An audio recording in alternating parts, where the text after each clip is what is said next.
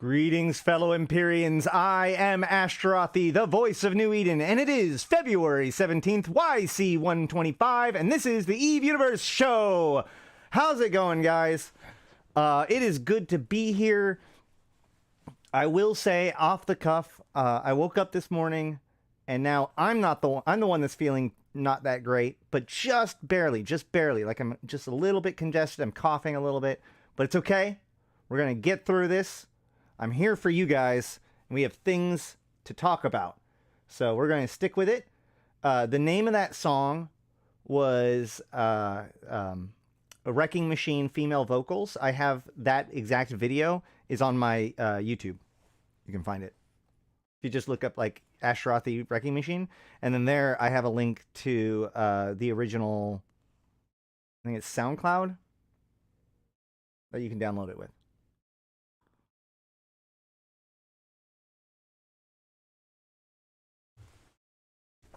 But yeah, that's the female version. Okay, so today we're going to just chill out here for a couple minutes, hang out, say hi, maybe ask some questions or whatever. But what I want to go over today is basically everything that has to do with stuff. All right, that's going to be our goal. We're going to go over assets, inventory windows, filters, market, wallet. We're going to try to go over as much of that stuff as we possibly can. Thanks for these in-depth and straightforward streams. Been really enjoying learning the amazing endless universe of Eve. 07. Yeah, that's why I've been doing these like I should have named the stream Can I Have Your Stuff? Fuck. Well, don't worry. We'll name the edited version of that. Shouldn't have sworn. It's YouTube now. Calgal Warzone report. Let's start with that, actually. So, although I'm on the wrong character for this, we can still do it. Maybe?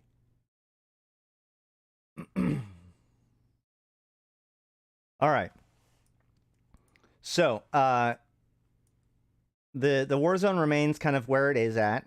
However, we have lost Oix again, Aldrinette, and Tantalin.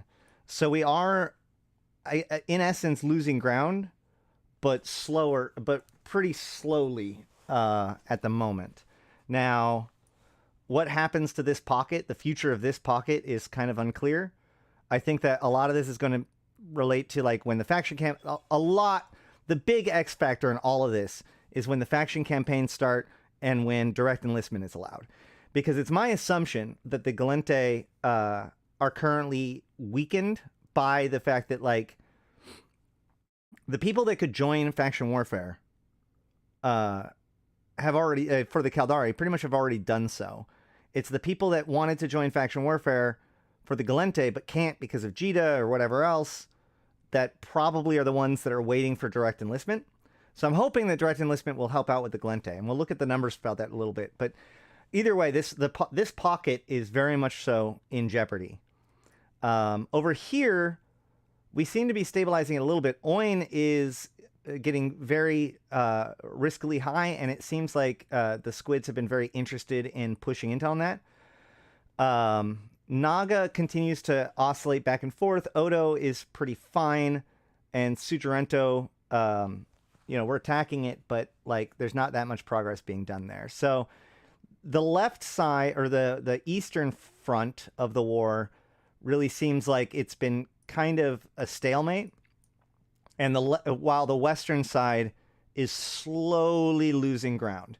Now let's look into why this is. No, I can't.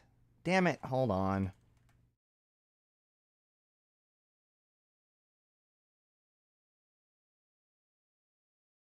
Is your video Join Aderon Robotics on your YouTube page? It is.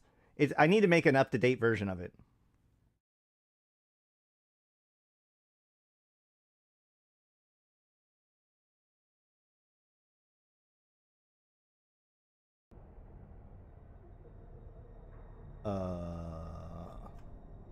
Leave online, properties.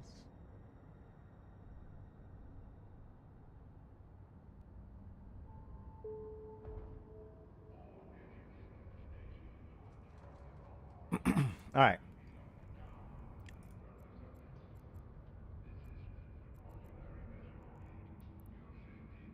So, we looked at the war zone, but now I want to look at some of the statistics, okay? So here's the real thing, okay? Militia-wide, the pilot's number is kind of because it's hard to tell like how many of those people are active or not. I've been thinking about a way to do that. But either way, in the meantime, let's just look at this. A victory. So victory points are how the contested value of a system gets changed. So what we're seeing here is that the Caldari are making about 10,000 more victory points yesterday than we did, for a total of about 12 to 15% more progress in a day than we are. And that is pretty consistent, because if you look at 0.58, like 580,000 to 720,000, you know, so the squids are making anywhere from 15 to 30% more loyalty or more victory points than us per day. And at that point, it kind of doesn't matter whatever else is happening. Like you can, you could plex all the right systems or anything, but if they're just making more progress per day than we are, then they continue to advance. So this is a good example of where we need more Gallente, but there is, I mean, there's really good reason to be Gallente at the moment. There's a lot of really good fighting. I've had a lot of good opportunities, especially in, not necessarily going into the front lines, but like in command outposts. I've taken responsibility over certain different command outposts, and you go in there and you fight. You tend to get really good 1 to 3 man groups, and if anything bigger than a 3-man group shows up, you can just kind of screw off for a little bit, because chances are a group that big isn't going to worry about a command outpost. So, for example, I've been hanging out a lot in Odo, right? Come at me, I guess. But because of that, I've gotten tons of great fights, just tons of great fights. So yeah, this is not insurmountable. It's not, we're not losing that much ground per day, and it could be changed over, especially since there are certain things like, you know, if we got better at managing advantage or anything like that, that could potentially increase the amount of victory points earned. But I also would like to point out that our kills total, or our kills in the last week, they killed 1,800 people, and we killed 2,700 people.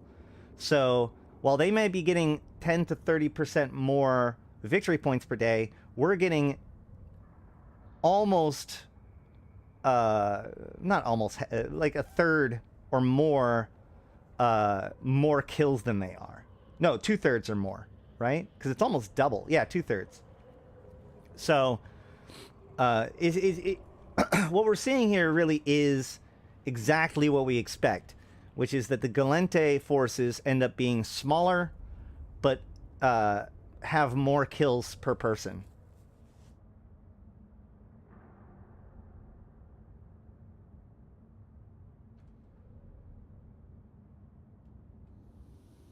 So, that's the Warzone report. Anything else?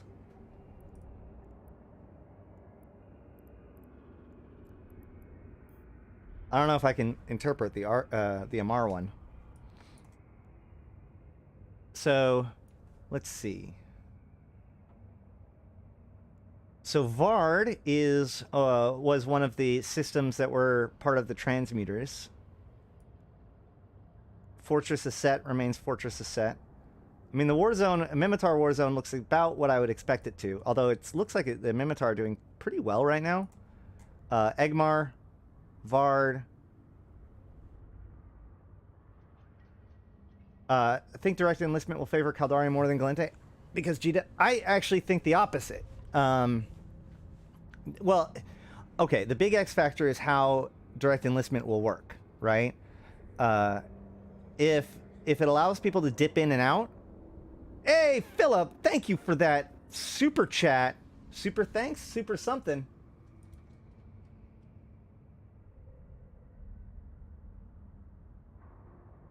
Philip, you're a super dude. That's all I know. Thank you for that. All right. So, but like, my thought has been, people who wanted to join faction warfare, but allowed things like Jita to get in the way. Like, if they're in the Caldari, they would have already joined. All of the major alliances in the game have only recommended people to go to Caldari, so that way they're not locked out of Jita. So depending on how they do direct enlistment, I think that there are actually more people waiting on the wings to join the Gallente than there are people that are waiting to join the Caldari, because if you're wanting to join the Caldari, why would you wait? That's what I think. I think that it'll probably benefit the Caldari, or sorry, the Gallente Minmatar side more, but who knows? Hey, and Paul coming in with a membership. 07 to you. Thank you guys. It's very awesome. This is like my this is how I keep a roof over my head and how I keep my guinea pigs and my son fed. So I really do appreciate it, and I know for a fact that there's a lot of people that appreciate what I do and appreciate the fact that you guys are willing to do what it takes to make it so that I can. So lots of appreciation all around. Until I spill coffee all over myself. Neat. Okay. So, one of the things that's worth noting is that, you know, with these campaigns going, we've got ammo and, where's Mehator? Mehator. Those are going to be the main headquarters. And then on the Gallente side, Gareth 07. On the Gallente side, we have Intaki, which we still do not know will be made, whether or not it'll be made high-sec or not. Although it's seeming increasingly likely that they're just going to make it high-sec. But what's going to happen with the other two constellations is unknown. And then, of course, Onamon is the Caldari headquarters.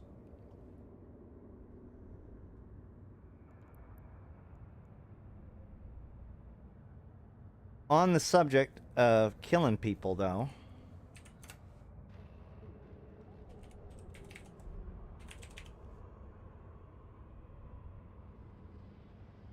how's that for a transition?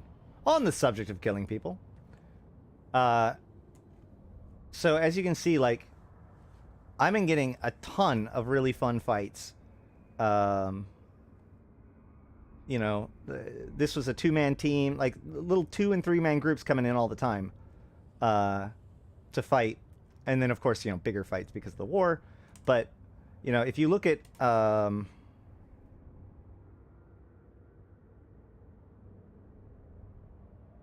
mean, Odo has got all kinds of cool fighting going on. The same is true with most of the command posts, right? I recommend checking those out. So, like, they might not be worth as much LP. If you want to, like, get in there, if you want to earn LP, the secret is these battlefields, okay? A single battlefield, like this Sujirento battlefield, if I was to, like, dart over there and get in there, assuming that we won, I would get 150,000 LP. That is worth just a little under 200 million ISK for one site. Okay, so if you want to make LP, that's how to do it. But if you want to get good fights, I recommend you pick one of these secondary systems, these command outposts, because as I said, the big fleets will be fighting over the main systems. But if you're wanting little skirmishes, you're going to want to try to do it in the command outposts.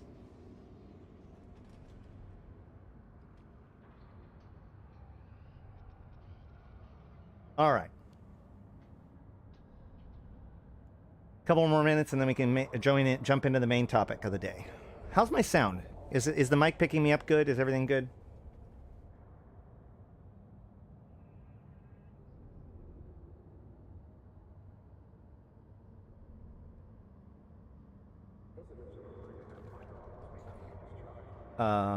Let's see. Anything else I need to cover? Like I said, yesterday I was deliriously tired, and then today I woke up with a bit of a cough. So I'm trying not to If capsuleers can attack HQ structures and ships to support militia, like Galente Group, try to destroy some part of the Caldari HQ and vice versa. Well, all but Intaki are high-sec, all four of the headquarters. What I suspect is going to happen is that we're going to get the new shipcaster technology built within the headquarters. So what that's going to do is it's going to allow people to basically go to the headquarters, do a direct enlistment, and then use the shipcaster to teleport themselves directly to the battlefield, or at least the front lines. So that what this is going to do is it's going to allow... Right now, basically, every faction warfare group of any size lives in low-sec, right? But with this new headquarters system, there could very well be faction warfare groups that are supportive that live in high-sec, in the headquarters, and then use the headquarters to basically project outward towards the battlefield.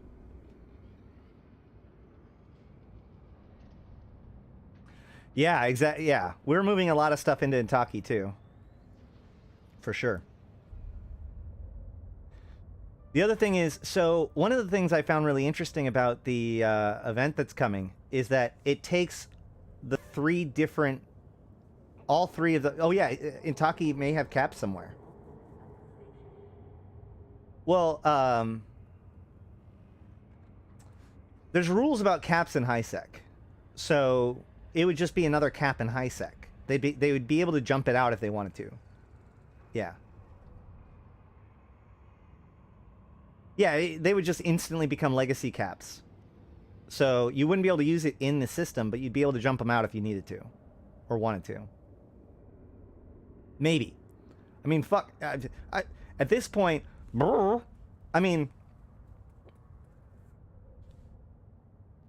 Guardian Gala is not happening, so we live in a spooky world of questions.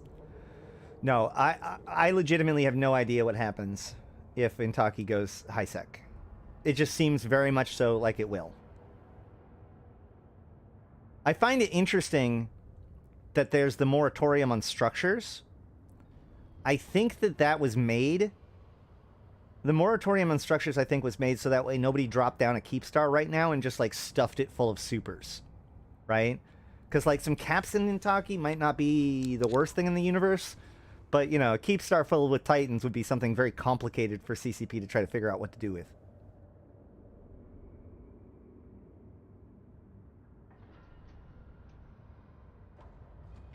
I've been watching your videos and love your info you give us on the lore. Thank you. Oh, we're lucky to have you, Nui. Excellent. I salute you too, Philip. Thank you for checking out my stuff and share it around. I mean, doesn't the Velnot still mine in high sec? Yes. There is what I like to call... So, okay.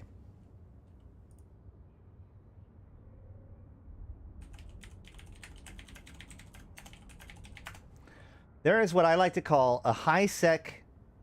Or, sorry, a Kriba-sized hole in the rules of capital ships in high sec. Okay? So, once upon a time, there was a man named Kriba. I mean, he's still around.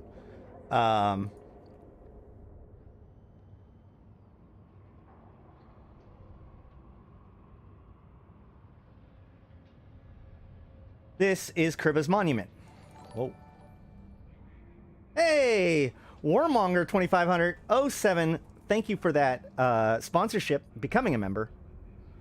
Okay, so this is the statue of Kriba and his Veldnot.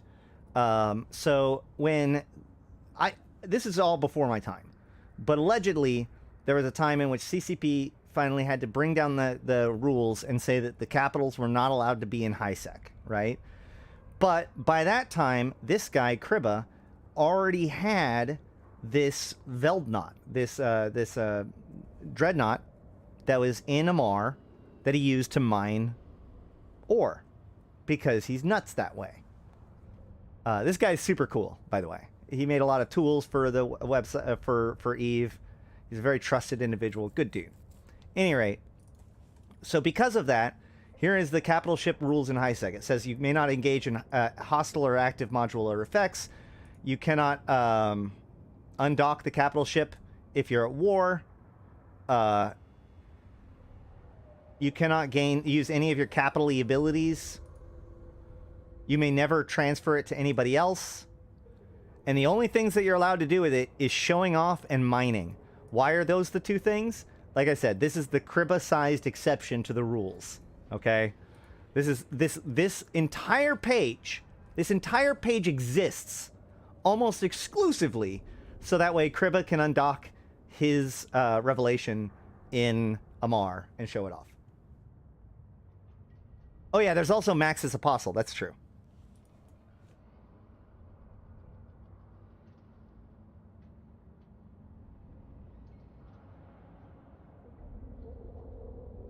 Okay.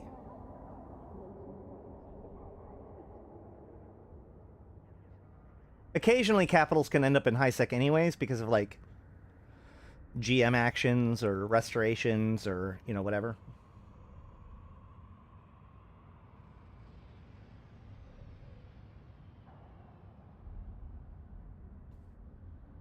All right, let's run an ad and then we will get started with the main event.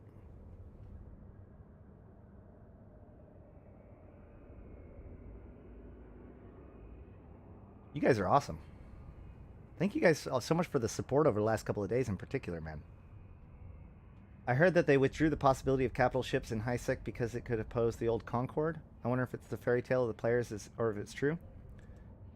Well, that's a whole nother story.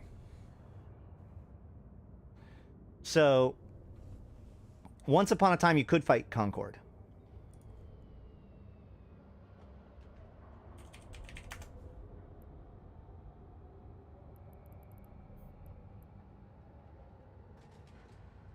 Thank you, Nick. This is actually from, this is Game Theoryware. So on the 3rd of March, YC 106, which is 2004, a group of capsulators united under the Zombie Inc. Corporation established a successful siege of one of the Uli systems gates. At the time, Uli was a key market hub, and a siege caused a major disruption in the flow of trade. Standard Concord ships and sentry guns proved no match for the Zombie Inc. fleet remote repair capacity. The situation was resolved when the then active Jovian delegation to Concord intervened with their advanced technology. After this encounter, the Concord Inner Circle had held an emergency meeting at which the Jovian delegation agreed to provide a technology for the purposes of substantially upgrading the Concord fleet. To this day, the Concord fleet's core element remains among the most powerful in New Eden. Oh, hey, Satonia coming in with the facts and logic. Hold on. Capital ships were always banned in high sec, but you were able to build them in a POS in high sec before then. That's how Kripa built the Veldknot. He built it himself in an Amarr POS, and then it was banned. Then they banned high sec cap production in to 0.4. Awesome, thank you for that, Satonia. But I'm right though. I'm correct in the fact that that specific carve out in the rules was for the Veldknot, right? That's what I've always heard.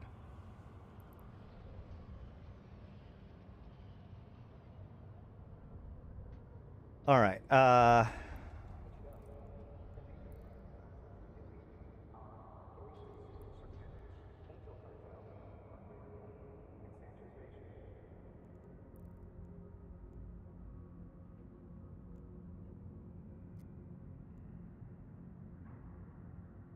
Okay. Hi. All right. So today we are going to talk about stuff, where it goes, how to find it, you know, all that sort of stuff. So we're going to look at inventory, asset window, the wallet, and market. One of the reasons why we're going to do this, there has been a lot of, I've gotten a lot of positive feedback about some of my recent tutorial videos and other, you know, like bringing people back into Eve videos. And so in the spirit of continuing to try to like drill down into things that may or may not be taught by other kinds of tutorials, I figured that this was going to be one of those questions that should be addressed first. I did have a plan to talk about things like industry and stuff, but having hung out in a lot in the rookie channels and all that sort of stuff, I've realized that like how to find your stuff, how to maintain your stuff is something that's confusing to a lot of players. But also, there's a lot of advanced techniques that even a lot of experienced players don't really know about. So I hope that this is the kind of topic that'll be extraordinarily useful to relatively newer players, but everyone will be able to find at least something that they learned and are able to implement to make their life better, because that's what we're here to do. So let's jump into it.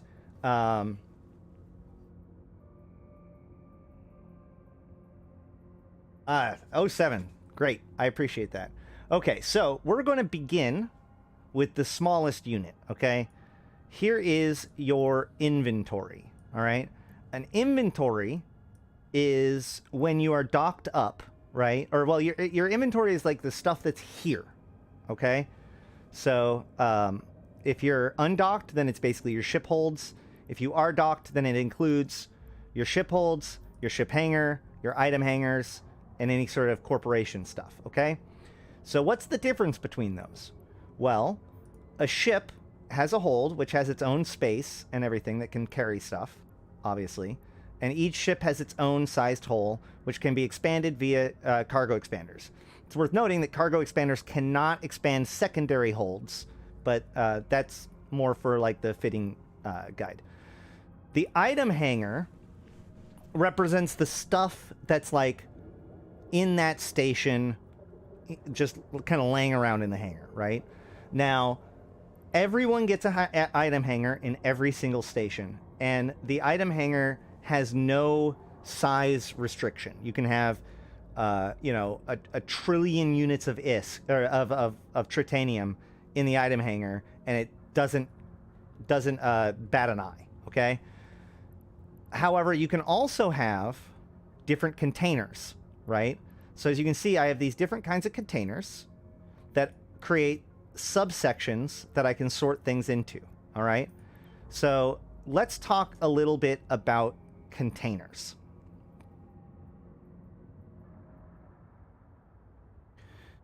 This is the Eve Uni website for containers.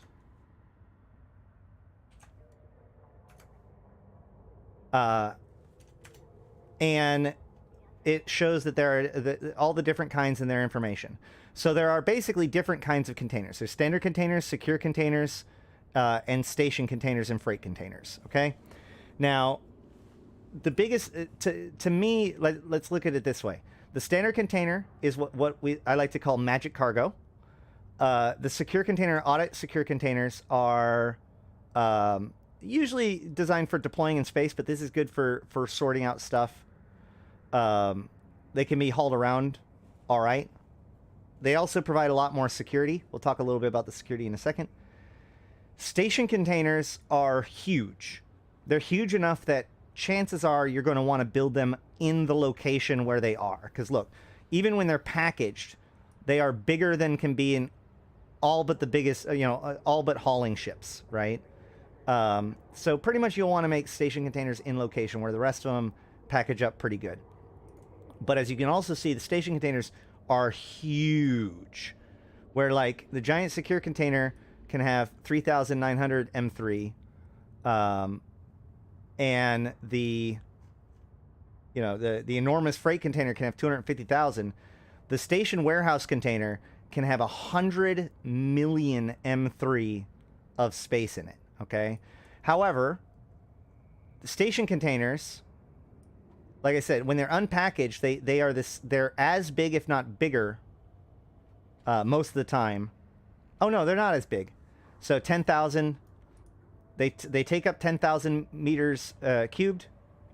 10 million meters cubed, and can become 100 million. This could be potentially useful if you could actually ship them unpackaged, but they're huge. The better case of this is the standard containers, okay?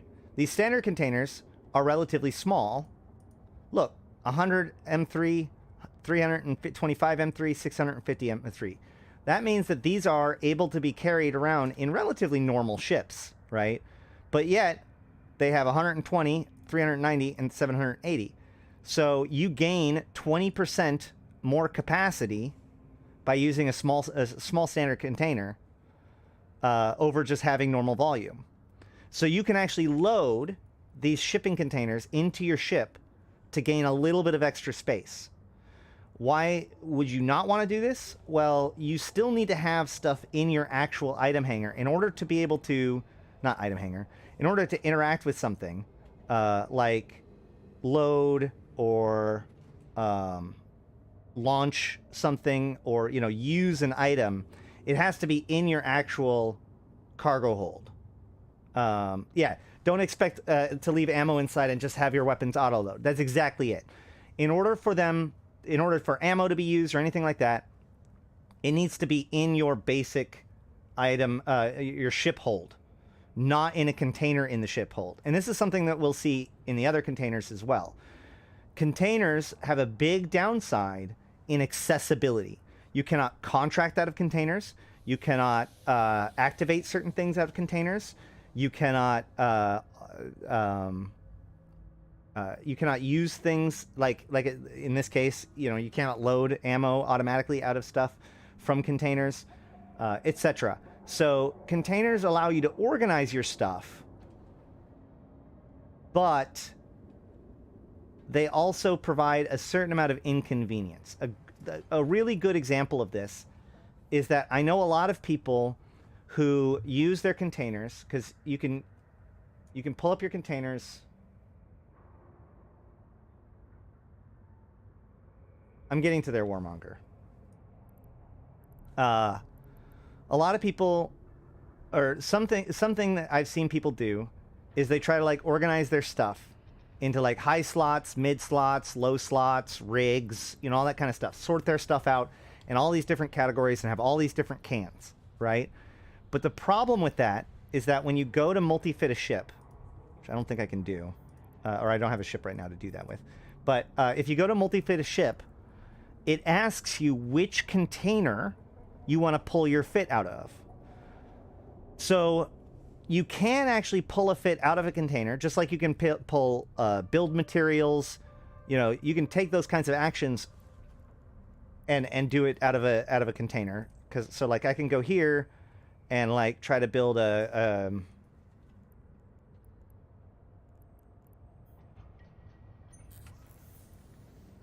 Imicus, right? And I can say I want it to pull out of the materials container, and I want it to put it into the item hanger, right? So I can pull things out of a can for things like industry and fitting, but it all has to be in one can.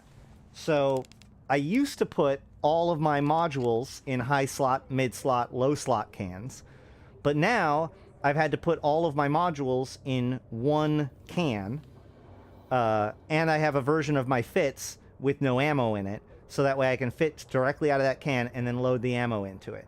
So it is convenient, but it's not. But there is a bit of tweaking that is required to do it, to make it work for you. Okay. So, but here's the thing. Oh yeah, by the way, as we're discussing these things and we're talking about size, yesterday we talked a little bit about Photon, and one of the things that was brought up is that Photon, you can't actually see what the M3 is.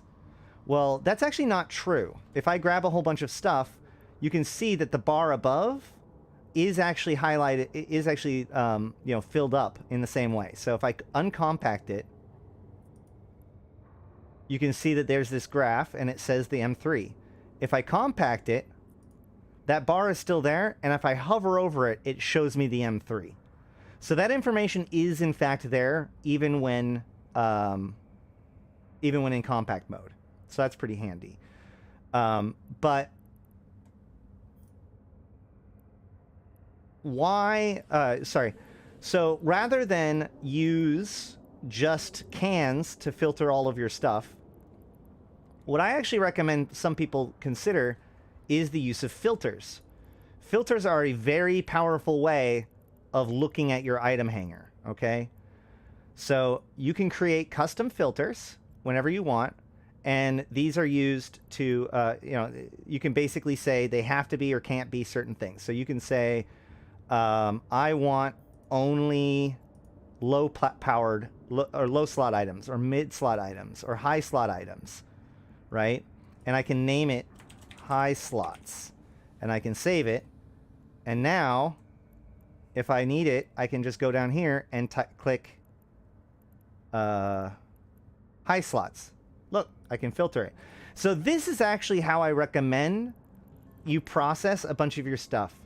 Rather than rely exclusively on containers, using filters is a great idea, okay? Some particular filters that I like, that I recommend. One, I have one that's called not containers. For those of you who don't do programming, an exclamation point before something means not, right? So I have this one that says no containers. What it does is it takes out audit logs, secure containers, freight containers, secure cargo containers, and cargo containers. Why would I do this? Well, a frequent thing I might have to do with my stuff is I might need to repackage all my stuff, right?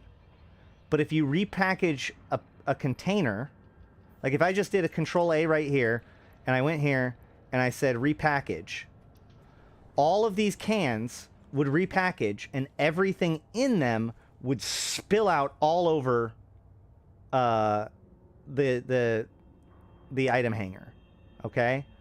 So I've had this happen many, many times where I'll just Control A, repackage everything, and end up screwing myself because of that.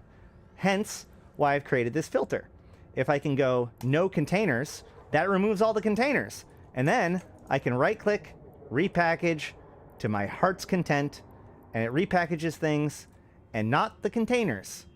Okay? Likewise, if I'm looking for things, I have one that's none of the mods. I have one that's no blueprints. I have one that's no ships, you know, etc. I have one that's only ammo, only big things. I also have ones, I have a filter that's for, oh, I don't have it here. I have one that's only for ore materials.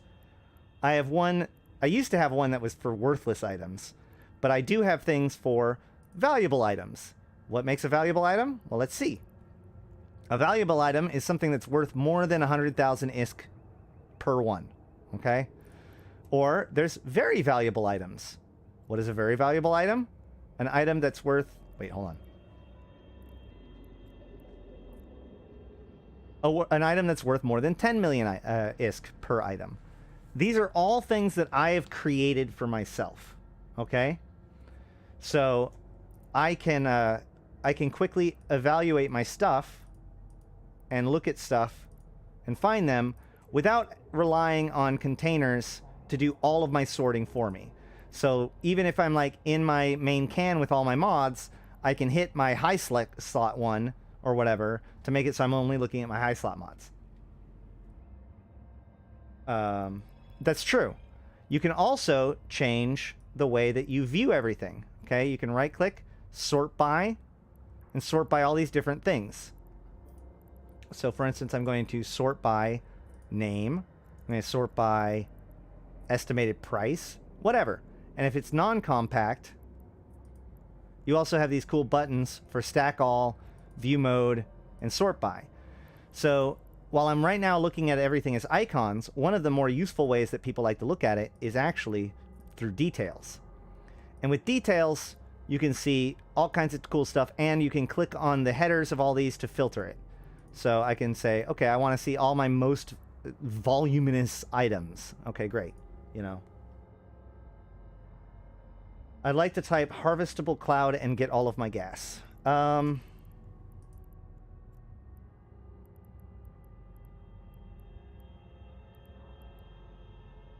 What is that? Is that a group?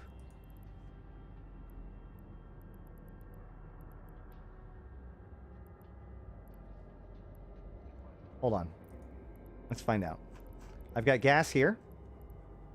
It's a, yeah, it's part of group. Harvestable cloud.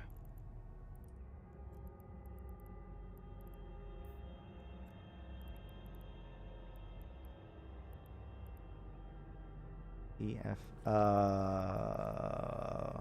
Is that not right? Is there a sub thing?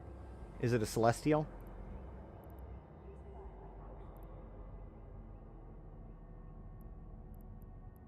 Material? Nope, it's not material. Let's go through it. It's probably not an asteroid. Is it a celestial? It is a celestial. So then you go here, harvestable cloud, make the new filter, gas. Boom, done. Now I have a filter just for gas. Does filtering an item hold also show what you have stored in containers? No. You would have to go to the individual container and look it up. So, like, if I click on gas, that shows the gas here. And then if I go to materials, there's the gas that's there. There's also a setting here that allows you to change whether or not the filters swap when you're swapping between things and showing the sidebar, and there's other customizations for the visuals here. All right, so this is the item hanger. This is the most basic where my stuff is.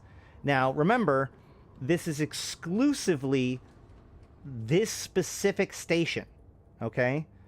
You know, if you don't see something here, chances are it's somewhere else. So let's look at how we can find things. This is the asset window. The hotkey for the asset window is Alt-T, all right? There's personal assets, there's search, and then there's asset safety. Asset safety is something that you really don't necessarily need to worry about for now. It's what happens when a structure gets destroyed. You get to see it there, and this allows you to kind of control your asset safety. But this is not... If something has already finished asset safety, it will not be here, okay? It's going to be a normal asset. So from here in the asset window, you can see everything that you have everywhere. You can sort it by number of jumps, number of items, and you can you can bind it to region, constellation, or solar system, right? This can be used to see what's inside of containers, but as you can see here, it doesn't work here, right? I can't see what's inside of my containers here under the personal assets tab. If you want to know, I can double click on a can to look what's inside of it, and it'll open up an inventory. That also reminds me, by the way, sorry, I forgot. You can take any of these inventory windows and drag them out to make them their own window. So that way you can drag between things and all that sort of stuff. You don't have to have it be one unified window. But let's say I want to look things up in my assets. Well, a good way to do it is to go to the search area. If I go to the search area and I go to the same area, HQ, here you'll see that I have drop-down tabs for each of my containers.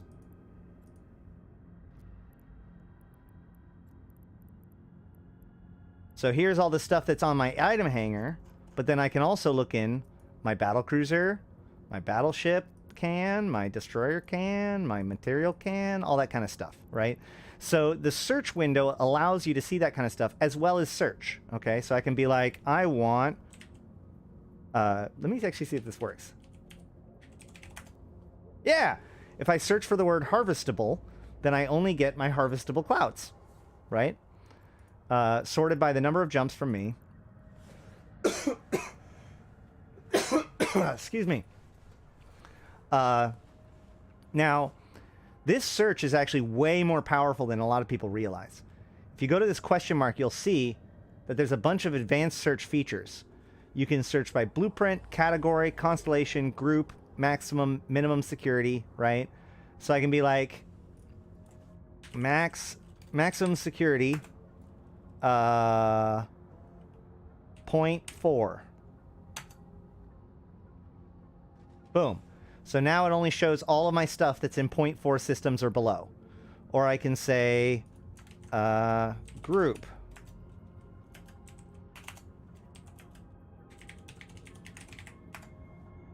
Hold on.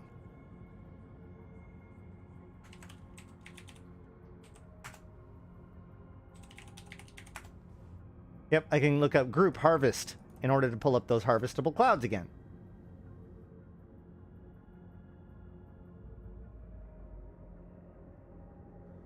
Well, Galen, we're going to get into the most powerful way of checking for stuff in a little bit. We're working our way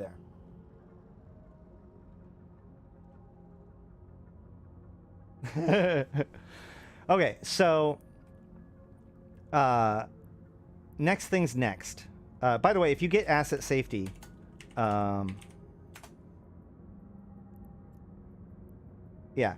you can get asset safety from systems, and but the problem is that it's really hard to look inside of these individual cans, right? So let's go titanium, because the chances that I have some titanium and asset safety is pretty high.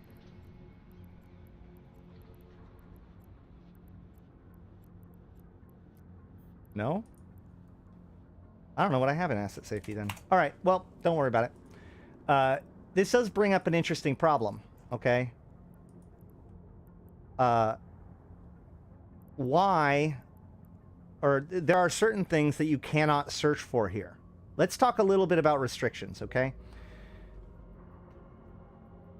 Two problems, all right, that we've gone over so far. One, this item hanger. So we went over the fact that we can have containers. We went over the fact that containers can cause some problems, and we went over the fact that filters fixes some of those problems.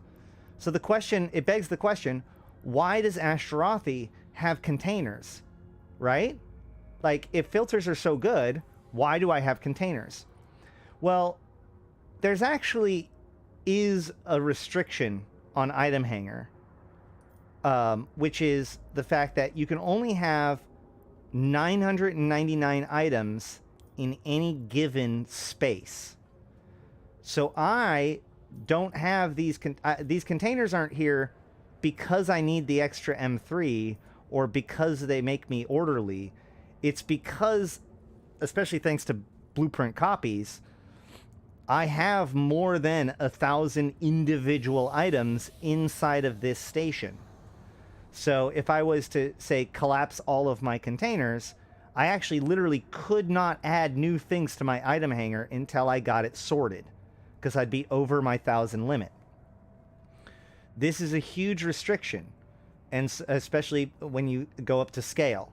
So that is the biggest reason why you definitely want to use containers, is to make sure that you keep things under that limit if you need to. All right? But let's talk about the asset search restriction. I can't search for, let's see, asset safety stuff. I think I can search for if I look for it directly, and it's in an asset safety can. But like, if a frigate is in a frigate escape bay, really if anything is in the cargo of a ship, I can't search for it in game. Period. Where do you get containers? Just buy them. They're built just like everything else. You can get the BPOs. You can, build them real quick. All right. So how do I fix this, right? The in-game tools work, but not quite as much as I would like to. I would like to introduce you to my good friend, J-Eve Assets. This is J-Eve Assets. I think I even have, I don't know if hold on, let me pull up that.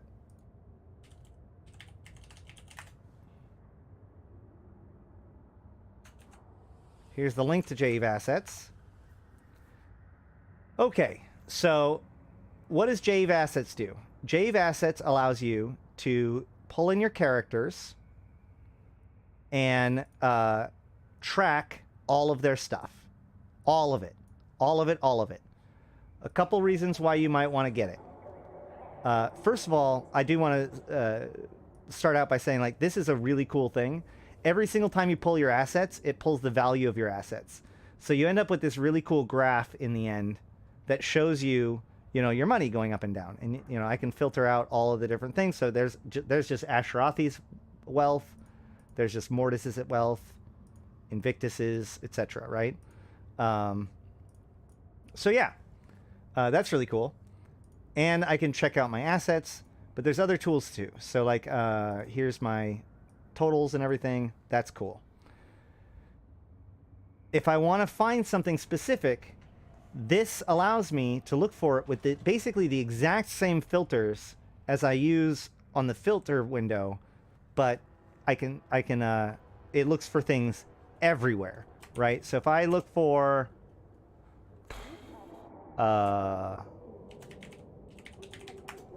let's say I have a Daredevil, and I don't know where they are right now.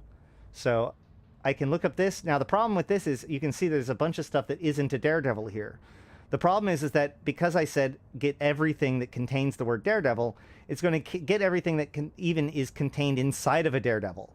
So I can fix this in a couple of ways. I can either change it to name. So now it shows just the Daredevils. Or I can change it to, I can add the word ship here. So now it's only pulling up the Daredevils. All right. Let's see. Magnate. Do I have a magnate in a Frigate Escape Bay? Yeah. Here's a great example. So,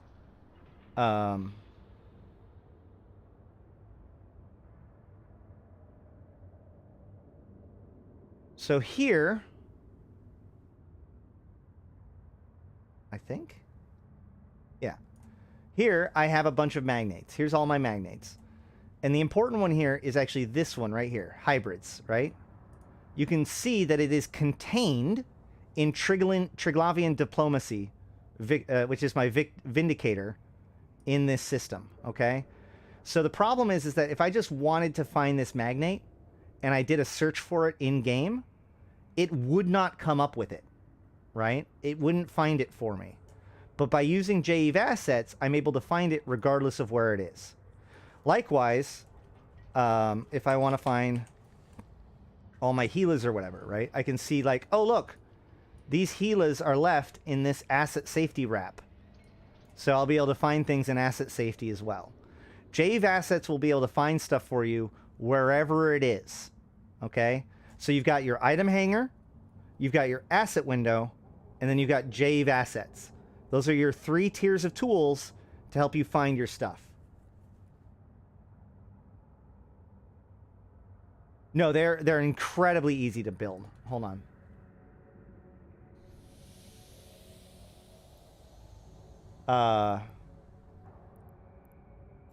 We can just show info on one of these, go to industry and see like, look, it's just some titanium, some pyrite, and some mexilon, which you can pretty much get anywhere.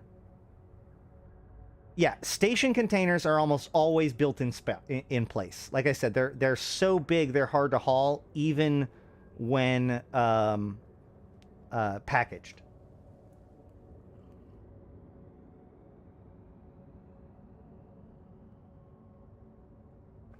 Oh, 7 to Danny. Welcome, welcome. All right.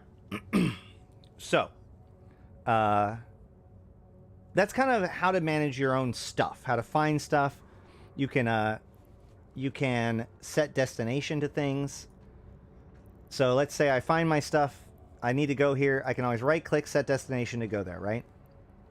But let's say I have stuff in a box. Let's see if I can find an example of this. Nope. Ibis? Okay. That's actually a good example. So if I go to here and sort by number of jumps, I can go to Valor, Black Market, I choose you, Market and Industry. Great. Cool. So let's say I lose access to I choose you, Market and Industry for whatever reason. Let's say this isn't just a public area, it's a place where I am, it gets locked out, right? I'm locked out of this place. I can't dock here anymore. Or maybe I just don't want to bother with the stuff that's here, right? Maybe this structure's under attack and I need to get this stuff out of there. I don't want it to drop, whatever.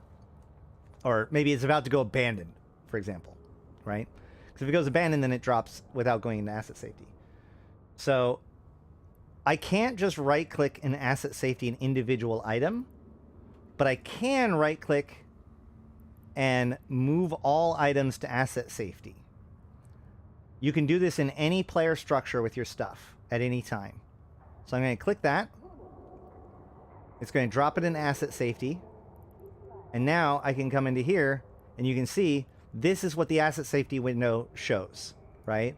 So basically it says that in 5 days, I'm going to be able to do a manual delivery to somewhere else within the system, or in 20 days, it'll do it automatically. If you're delivering to somewhere else within the same system, it only is 0.5% in cost to pull it back out of asset safety. So it's like trivially cheap to do it this way. However, if you have no other structures within the same system, and therefore it has to be asset safetied out of the system, then it'll go to the nearest low-sec system, and you'll pay 20% of its value to pull it out of asset safety. So that's how that works. You can fit a ship out of any container, yes, but only one of them. Once again, if a fit can't find everything that it needs in a container, it's just going to fail.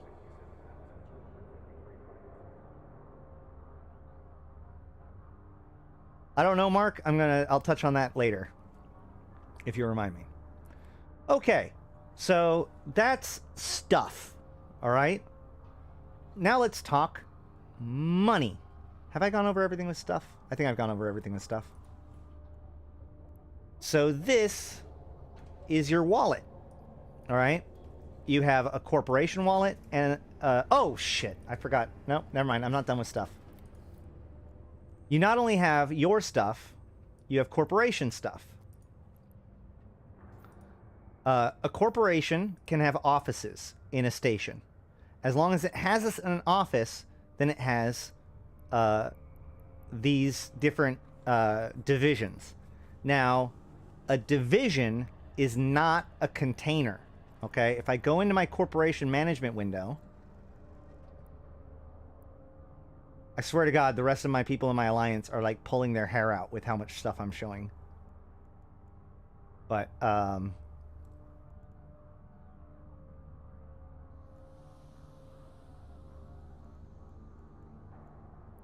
it's assets? How do I do this?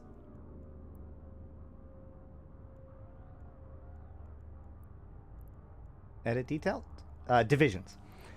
So yeah, if you go to the My Corporation, to details and divisions, you can see I can name my wallet divisions and my asset divisions. So as opposed to containers, which you have to put into each individual station, every single corporation office that you have will have all of these divisions. And that's important because you can have your members have different roles, which this is a whole different other tutorial. Like, if this, don't even worry about this one. But I can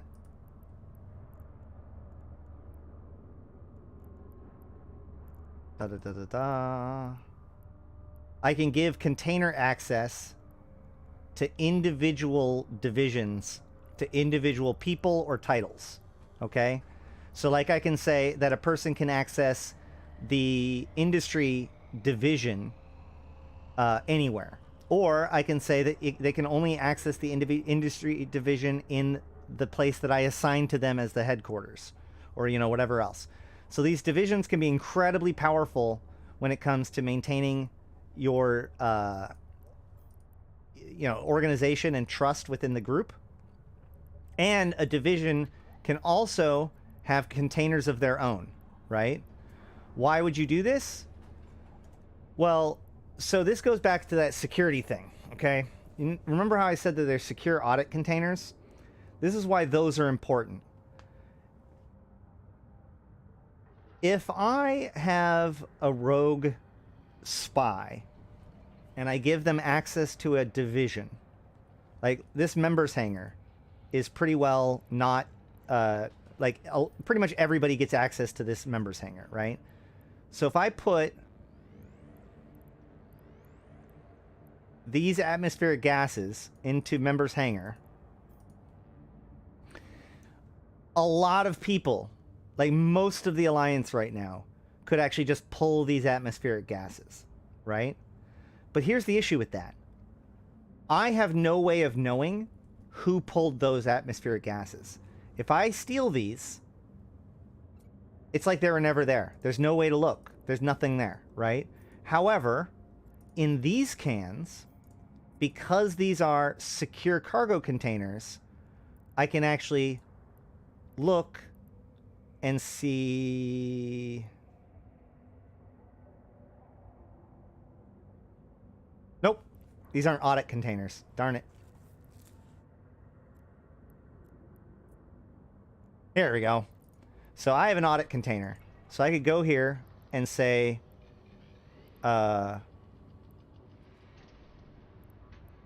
configure container? Is that what it is? View log. So here, I can view when things happen. But wait, hold on. If I steal this Abaddon blueprint from my own can I then go and see that in the log? No, I can't. Well, what good is this? Well, here's where it gets good, okay? You can come here, highlight everything, right-click, and lock them, okay? Now, when I go to the audit, you can see them all get locked, all right?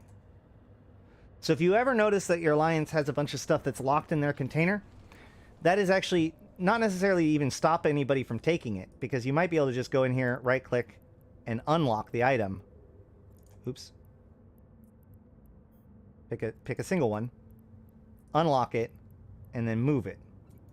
Why do I do that? Well, because now, if I open up the container audit, I can see, hey, look,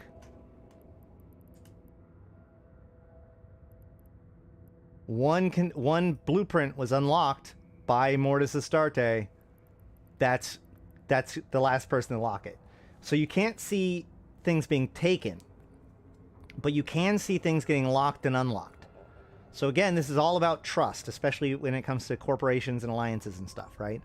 So you can put on a password, you know, if I have an industry thing and I can have multiple different containers, right? Like, let's say I have this container here and I want my buddy Calrissian to be able to build stuff out of here, but not others, right? I can go here and I can set new password. Hold on. I need to get the old password. Right click, retrieve password.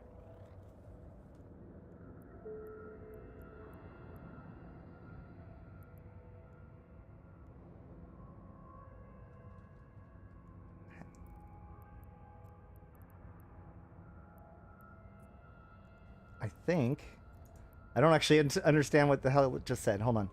Set new configuration password. Oh, okay. Never mind. I don't have a configuration password. Retrieve password. General password. All right, whatever. Configure container. So now I can say that items put into the container are automatically locked. You need the password for opening the container and unlocking items and viewing the log. Okay? People can lock it no matter what, but in order to unlock items or view the log or open the container, they need the password. Done. Okay? So now I can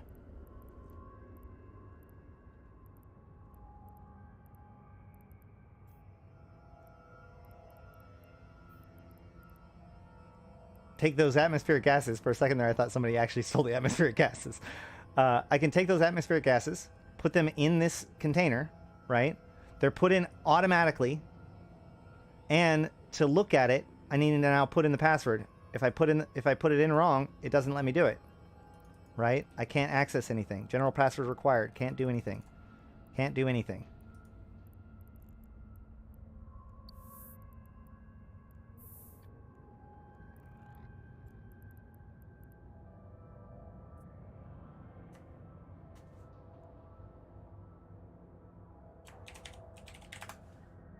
But if I put in the password, I can unlock it. So that's just a little bit of how to keep things safe, how to keep things managed, how to keep things orderly. All right? One last thing.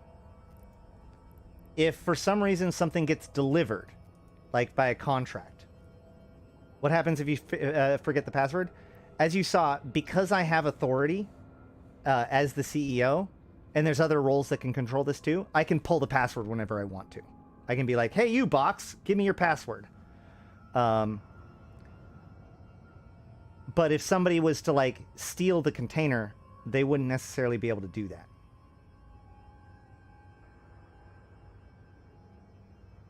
Malik is sitting here face palming and being like, oh my god, I'm gonna have to change all the passwords now. Sorry, Malik. All right. Anywho, one more thing. Let's say I have a contract, okay? Hold on. I can't think of a good example of how I can trigger this. Either way, let's say I have something hauled here, for example. Or, oh, I got it. Here.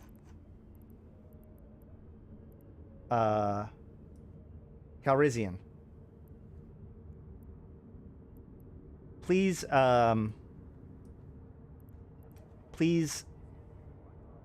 deliver that to me. So as you can see, that actually is an interesting point too. You can trade things if you're in the same station with somebody by just dragging it and dropping it on top of them. And that's for free. Otherwise, you're going to need to contract them, which is a whole nother thing. We're not going to talk about that right now. But, so I have items. I can go here, like for instance, and I can say, okay, well, these Fullerite, right? I can right click and I can say deliver to, and I can put in Calrissian,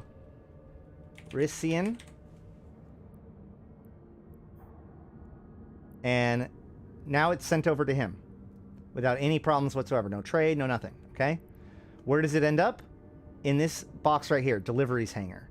So if anything ever gets like, if you use like a shipping contract or something along those lines, this is where it ends up. It'll end up in the deliveries hanger. This is another one of those things, by the way, that's kind of hard to search. So you might be able to find it in your, if you find something that is in your assets, but not necessarily, like when you go there, if you like search for something, you see it in your assets, and then you go there and it's not there in your item hanger, check your deliveries. There's a pretty good chance that it's there. Also corporation deliveries. If you run a corporation, I find the craziest shit in corporation deliveries.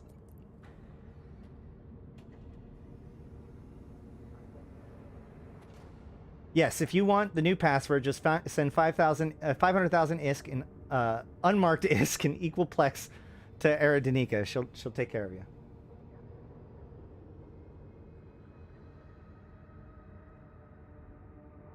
Correct.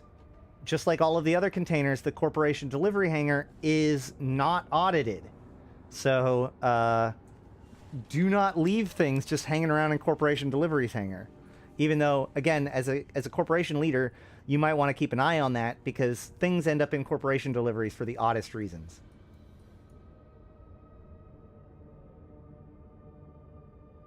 Right. A lot of IBIS is in corporation delivery hanger. So when a person within your corporation biomasses, their stuff ends up being delivered to the corporation. That's why you have a bunch of IBISes and other garbage in your corporation delivery folder. Okay. Now then, the wallet. Let's talk about what we can get out of the wallet. We have overview, transactions, market transactions, my shares, auto pay, and GiveEsk. Okay, great. Overview. Overview is just kind of fun. It allows you to visually see your stuff. You can click on individual areas in order to break it down further. It's kind of cool.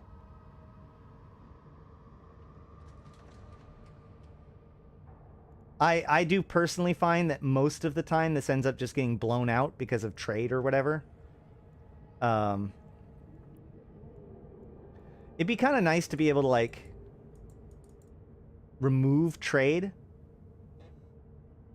or something like that. But yeah. Transactions shows you every single transaction that you get in or out, right? When you get bounties, when you get people trading to you, all that sort of stuff. You can search, you can sort it by different types. So here's only the ones that I get from trading from people. Here is people sending me ISK or me sending them ISK. Here is market escrow, you know, whatever, right? And then, of course, there's different time periods that you can look at, all right? However, this won't show you what it is that was bought. It'll show you who. This is actually an interesting thing. If you see a bunch of stuff on the market, you can buy one item and see who it is that is selling it, right? This will tell you who it is that's buying and selling your stuff.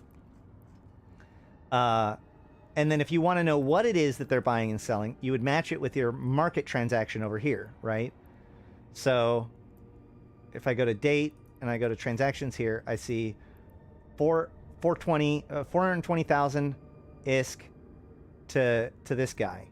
And I can look here and see, oh, look, he bought Tritanium. He bought 100,000 Tritanium.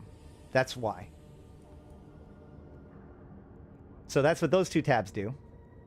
My shares is kind of black. This is for like corporation shares, which is not within the scope of today's video. Automatic pay. So this is especially like if you're in nullsec. So jump bridges.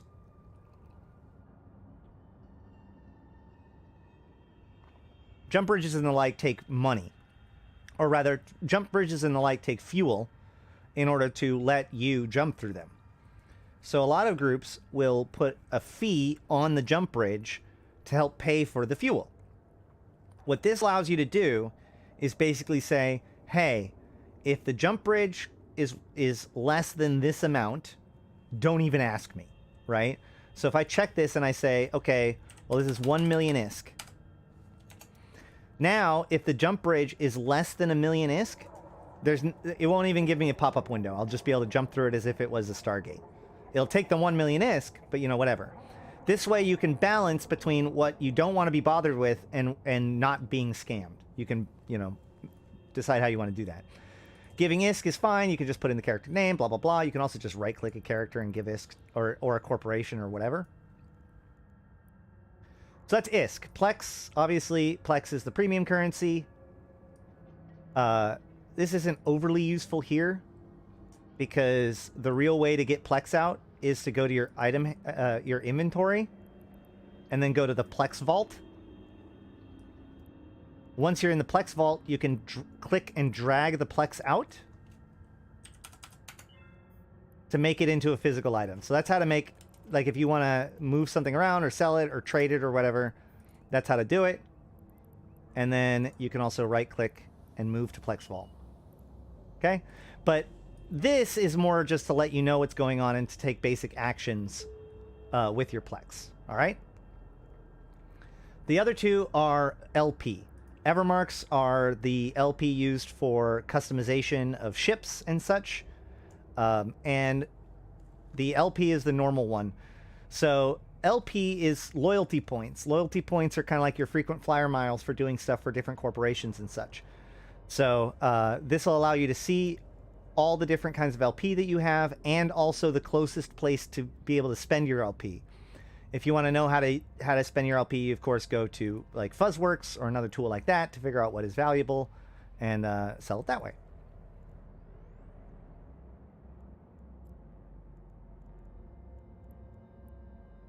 Corporation wallet is very much the same, except for you see that there's bills. There's like an archive of bills. It tells you what wallets to get out of, etc., etc. There's a transaction thing, but in the way that there are multiple divisions for an office, there's also multiple divisions for the wallet. So we have master wallet, capital, like we have these different ones, and you can name them however you want. And you can see all of the divisions in the divisions tab, like that. You have one division that is your active division. So like right now, my active division is industry. So if I was to do something, it would be as industry. Right? If I was to buy something as a corp or whatever, I'd use the industry wallet. I can switch which active wallet I have by right-clicking on it and say set as active wallet. Likewise, I have the market transactions and all that kind of stuff. The same thing that I have on the personal wallet. I can also look at the shareholders of the alliance.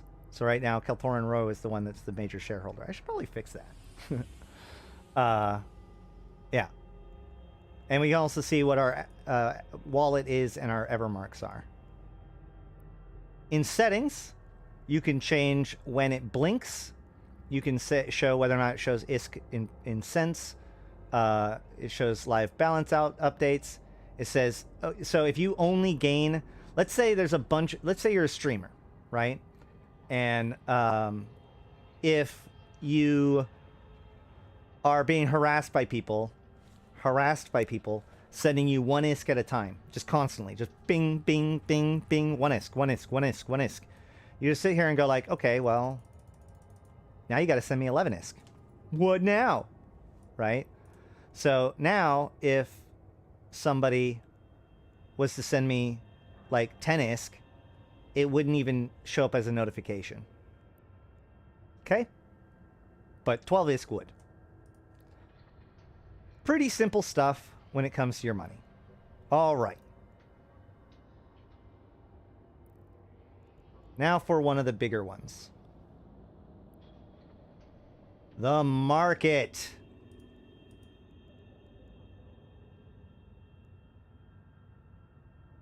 Now you want to send me 12 ISK? Go for it.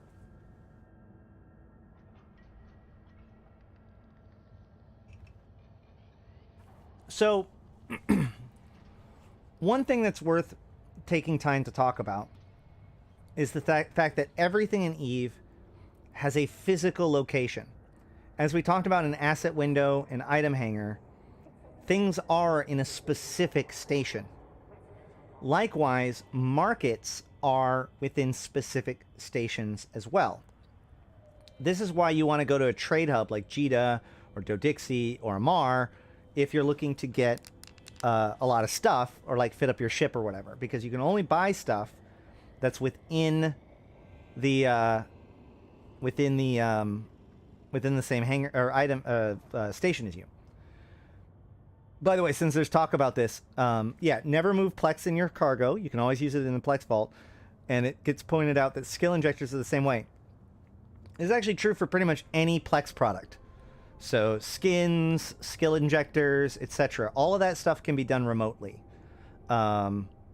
So yeah, this is actually one of the reasons why I've started leaving my skins on the item hanger instead of in a container, is because you can't contract out of a container. So if I need to contract somebody a skin, it needs to be in the item hanger. Oh, there is one solution though. Let's say I am not here. Hey, I just got 13 ISK. Yes. All right. My plan went swimmingly. Okay. Yeah. So here is my other can. Let's say I need to contract to somebody these Hail BP blueprints, but I'm not here. Okay. I'm not here right now, but I need to contract these Hail blueprints out. So let's actually look. Let's do this for real. I'm in my asset window. I can go search. I can see in the others. Oh look, there's the stuff I need. Okay, there's my Hail. But if I want to contract it, I can't. The only thing I can do is lock it or unlock it. Okay. So what I'm going to do is I'm actually going to come up here, right-click the can, and repackage it. You remember earlier how I said if you repackage a container, it spills out all of its contents onto the item hanger? But nothing seems to have happened. Why? Well, if we look into the top right-hand corner, we'll see this little thing here that says, this information only updates every 5 minutes. So this container right here doesn't exist anymore. I can verify it. If I come here, there is no more other container. And if I come here to the item hanger, oh look, there's all of those BPCs and BPOs on the item hanger, right? If I wanted to put it all back, I'd have to go here, open up another station container, rename it, right-click it, set name to other. Then I can go back in, and I can grab BPOs and BPCs. Oh, never mind. I can move those in. and I can move those in, whatever, cool, right? And now they're back in. But if you do that collapse the container thing, then that allows you to then wait for this to refresh. Sometimes I'll log out and log back in to force a refresh. But once it's refreshed, then you can contract out of there. Or just dock and undock. Docking and undocking fixes like 90% of problems when it comes to these kinds of things. That's correct. Excellent, Brian. All right.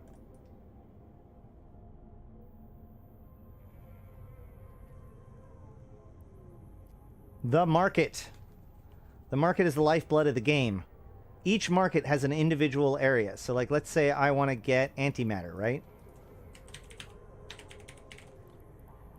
If I want some antimatter, you can see, okay, so there are what's called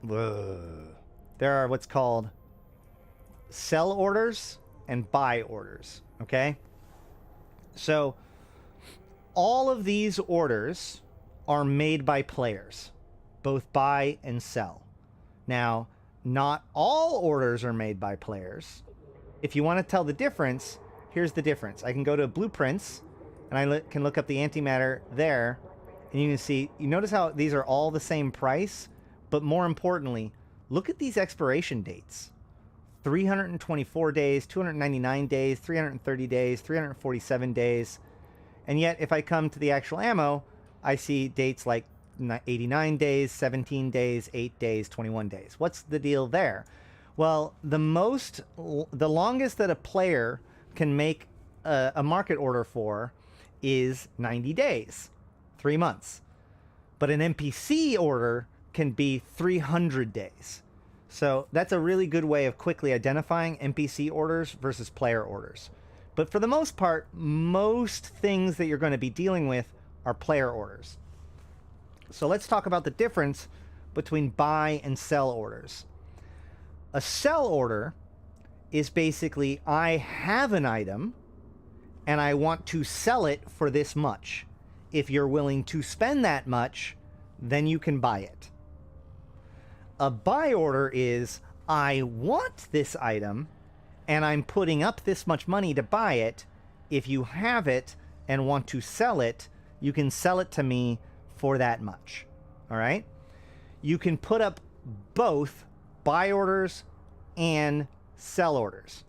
Now, here's one of the biggest kickers that people don't necessarily know, especially as a newer player. If you just go to the market and you right click and you say sell this item and then hit sell, you've actually probably only sold it to the highest buy order, right?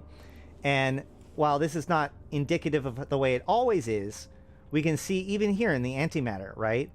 The sell order is 60 million and the buy order is 30 million. So, you know, obviously we're in the middle of nowhere. This isn't a trade hub. Trade hubs will have much tighter margins. But here you can make the evaluation of whether or not you want to buy it off of a buy order directly, or, you want to buy it off of a sell order directly, or you want to put up a buy order to hope it gets fulfilled by somebody else. Likewise, if you have an item, you can either put it up for sale or just sell it instantly to the highest buy order. Okay? And that highest buy order could be pretty low, depending on how volumes are looking, right? So it's worth checking whenever you sell things for that. So likewise, to that end, if I go to sell this item, if I go here and if I click on this arrow, like let's say I'm selling multiple items, right? I want to sell all these things. I think I can't sell that data core. Maybe? Yeah. So I now have all of these different items to sell.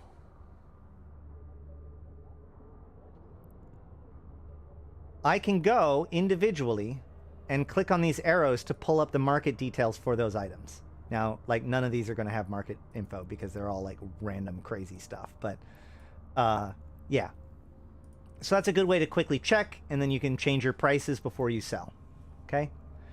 When you sell, you can choose whether or not you want to do it immediately, day, or up to 3 months. You pretty much never want to do anything besides immediate or 3 months. Because you pay the same amount no matter what, you might as well put it up for as long as possible. Immediate means that you're only willing to sell to buy orders, right? So if I sell it to, if I click on immediate, you'll see that all of them turn red. Why do they all turn red? Because there's no one buying those items. If I go to Tritanium and I sell, and I set it to immediate, if you notice, it's not red, but the number is. Because if I go here, you can see that the buy order maximum at 3.72. At 3.72, there's only about 70,000 units to be bought. So if I put this to 60,000 units, or sorry, 60 million.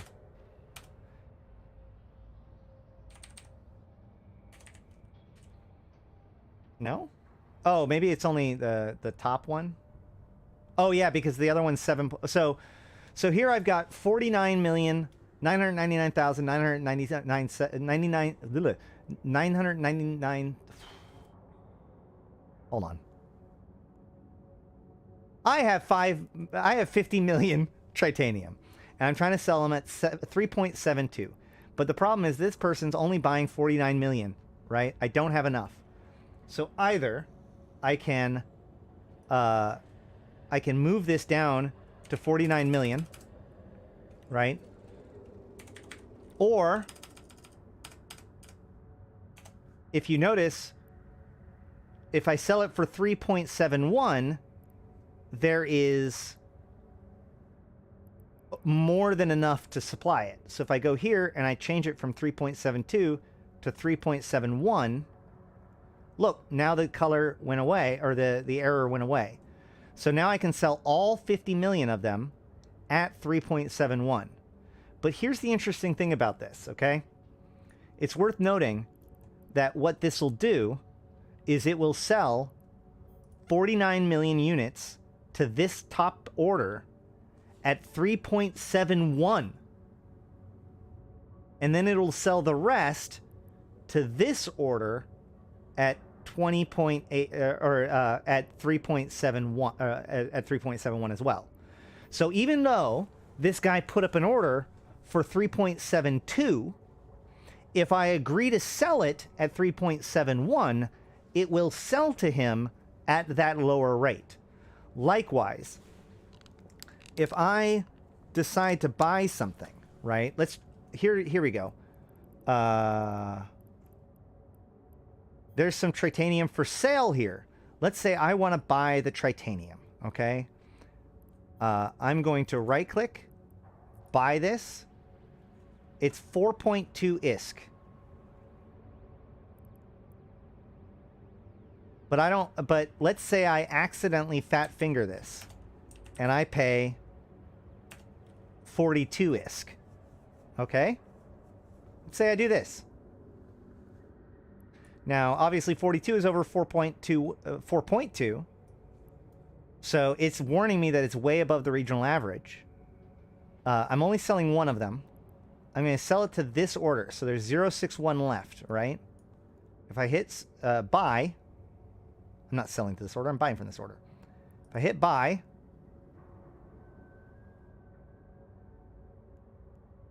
hold on, immediate.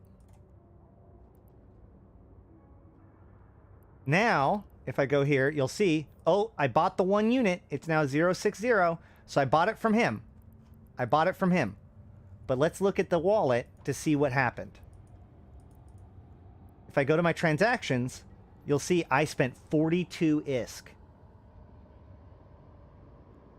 And if you look at the transactions, I bought 42 ISK. I bought Tritanium for 42 ISK from myself. All right? So, yeah.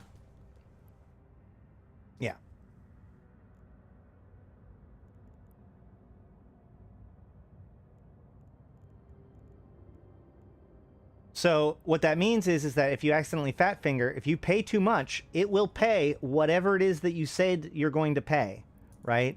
If I wanted to get enough and I'm willing to pay 4.5 and I need like all of this, then it will pay 4.5 even to the lower amount.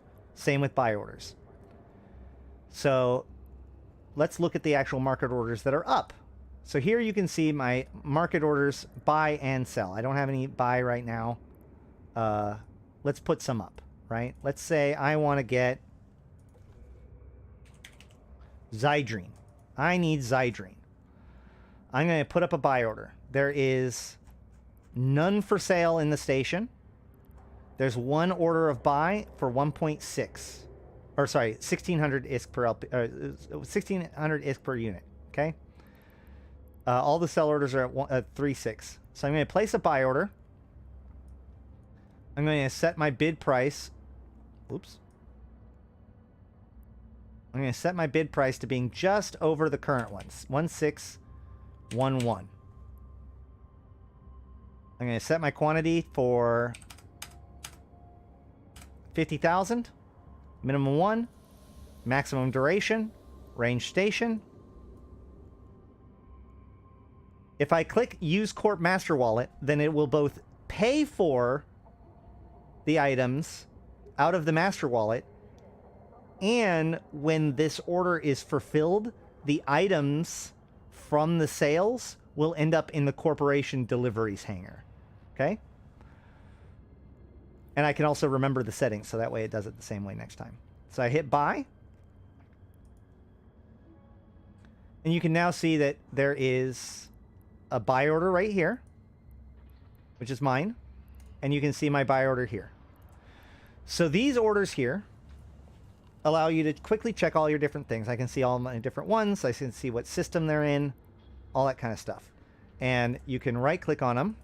Actually, you can double click on it to pull up the actual station thing. So we can see that there's some people that are charging the same amount as me, but are somehow higher up on the thing. So I'm going to go here and I'm going to right click, modify my order, bump it down one notch, and hit OK. Now my order is the top order, which is what I want. Likewise, I can come here, double check all these different things, modify order 4850000, then hit down, enter.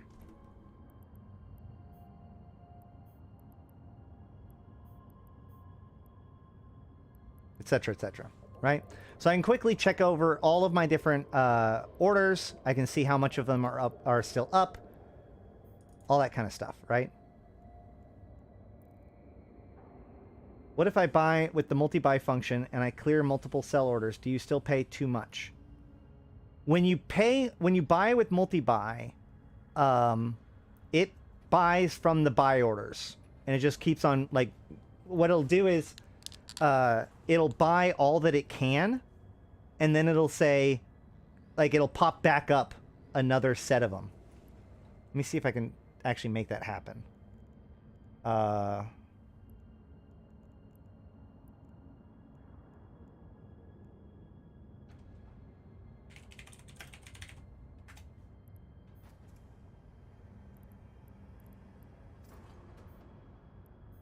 It's going to be hard for me to find multiple things up for sale in the same way. Oh my god. Why do we have no antimatter here?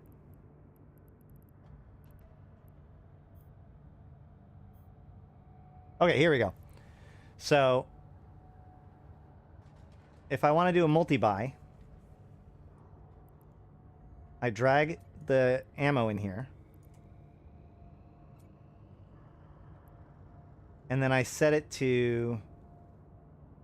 Oh my god, I'm not going to be able to do this. 49,214? How much is that? Okay, I don't want to spend 300 million to prove a point. But what it'll do is, it will... if I spend more than this, what I believe it'll do is fulfill that order with what's there, and then basically, like, re-add it to the buy item window with the quantity that remains. It'll only try to fulfill... It'll fulfill all of the ones it can at the current price point and then kick back all of the rest. Likewise, actually, that's a really good point. If I go here and I say, okay, Tritanium, right? Once again, if I go to market orders, I see that there's a buy order for Tritanium. Ah, these are too big. All right, whatever. I'm going to put up a buy order for Tritanium for...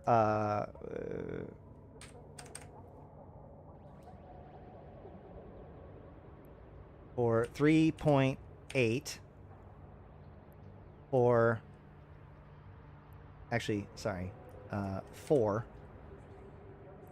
for 50 of them, okay? So now I have a buy order up at 50 units, right? Well, let's say I sell this and I sell 51 units at 3 months. What's going to happen is it's going to fulfill that order and add one more at the end. Boom. So, as you can see, my buy order is gone, and my sell order for 400 has one item left. And if I go to my market orders, you'll see that my Tritanium has 1 out of 51 remaining. Now, this is kind of important because of who pays the fees. All right? Let's talk a little bit about the tax man.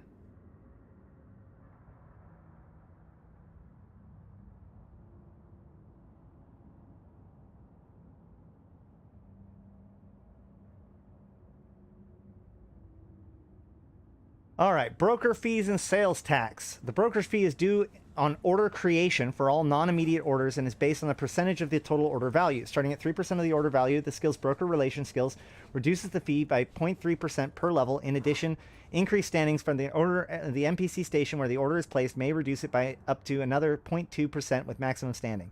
And good standings with the owner's faction can reduce the fee further by 0.3%. To a minimum broker fee of 1% of the order value. This results in the following formula, blah, blah, blah.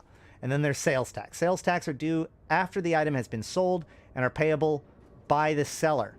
This will be automatically deducted from the sales transaction and start at 8% of the sales price. This percentage can be reduced down to 3.6 through the accounting skill. All right, what does that mean? So, in this world, let's look at that transaction I just did, okay? When I put up that transaction for the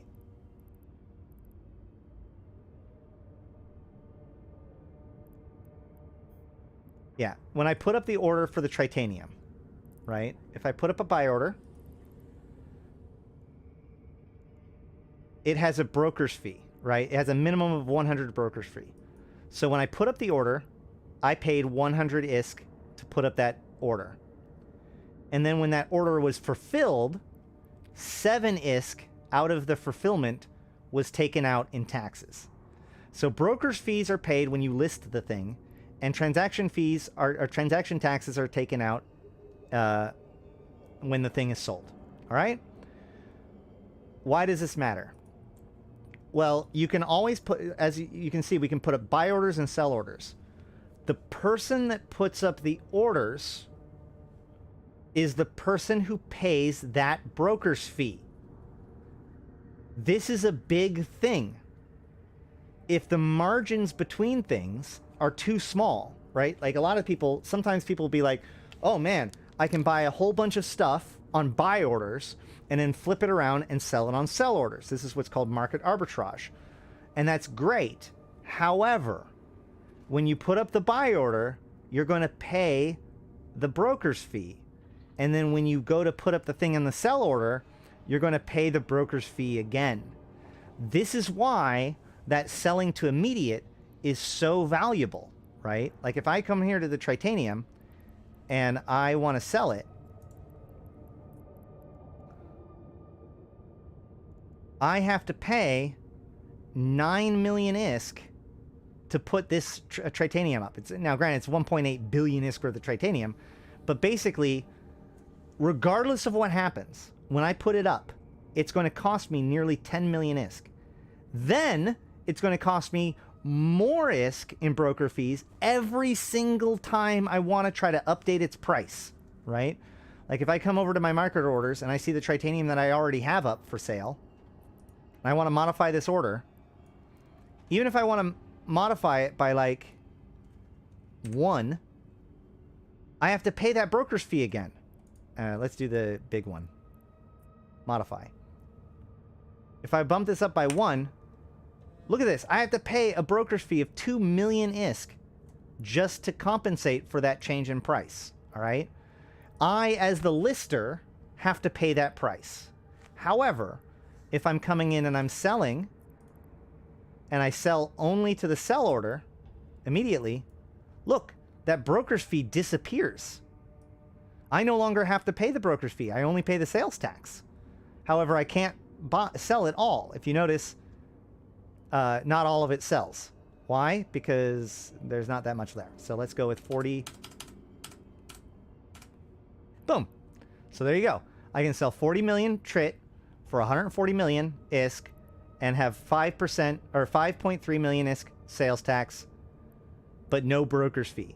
Because that broker's fee was already paid by the person who listed the buy order. So that is the big thing, right? Like there's this gamble. And that broker fee is based on the price. So if you put up some big expensive thing and it doesn't sell, you're out that money.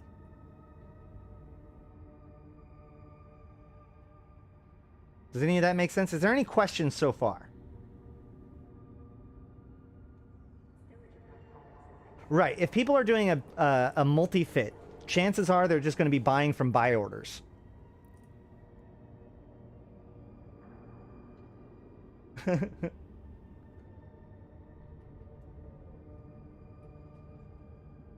Okay.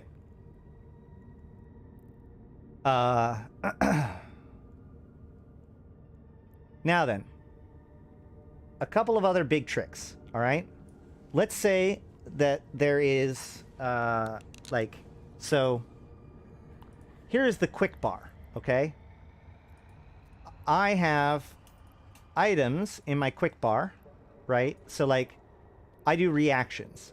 Here is all of the PI that's required for reactions. Bacteria, industrial... well, I don't know why I have industrial sinusoidal there, but bacteria, oxygen, protein, water.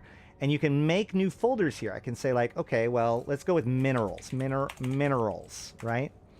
And then I can go back to browse. And I can go to manufacturing, materials, minerals, right? And I can go one at a time and say add to market quick bar, add to market quick bar, add to market quick bar. There's probably a quicker way to do this, but whatever. Now they're all in the quick bar, and I can go here and I can move them all into minerals, and now I can check. Now I can quickly just address all these things. So if I have a build, right? If I suddenly need things, like let's say, oh shoot, I want to keep track of this. I think I can just drag things into here. Can I do that? Does that work? Will that work? No. But I can right click on it and I can say view market details. Oh, boo. It's not that easy. I'd have to search for it and then add to market quick bar. So then you can always look for it.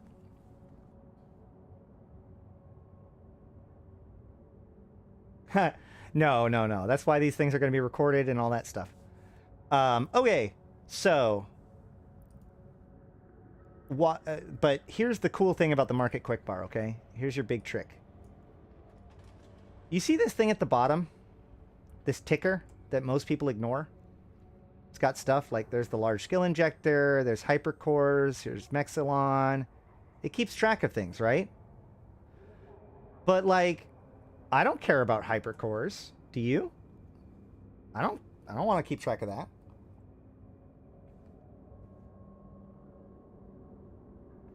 I may want to keep track of robotics, but I don't care about hypercores.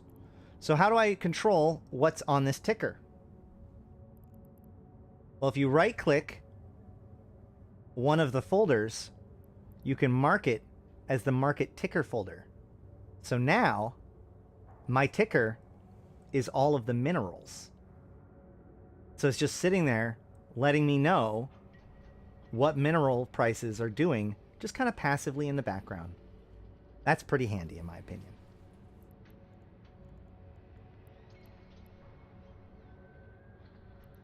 Let's see. Anything else? Anything else? Anything else? There are filters when looking for things to market. Yeah, exactly. You can have it show only available, which will make it so that things that are not within range won't show. You can filter it. Now, the range filter kind of only matters if you're showing only available. You can also filter by your skills, filter by CPU and power grid, filter by untrained skills in order to try to make it so that you can find what you need. In addition, whenever you're looking at something, you can always click on this to open up the group that it's in. I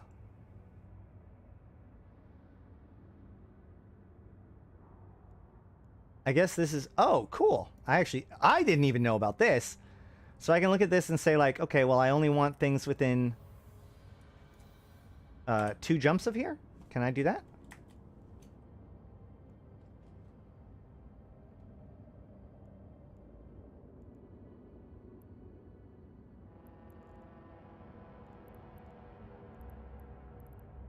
Will that work? Yeah. There it goes. So yeah, if I want to filter it so that way I only see certain things, this will make it so that I only see certain prices, only see things that are a certain number of jumps away, only see it if there's enough quantity, only see it if it's in high sec, low sec, or null sec, etc., etc. So this is actually a pretty cool filtering system too that I didn't even know about until just now. So you know, if you don't want to if you want to not accidentally buy some stuff in low sec because it's a honey trap, then you could just uncheck low sec and not see your low sec orders when you're trying to buy something. That's pretty cool. Let's see. Anything else? Anything else?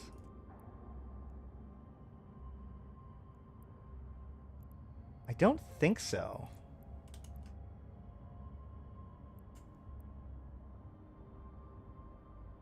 That should be about cover it. So what we've been over today is just kind of everything when it comes to stuff. Your items, your inventory, your asset window, how to search for things, what tools to use, how the market works, and how to interact with it. You know, obviously we didn't teach you how to master the market or anything like that. That's a whole nother topic.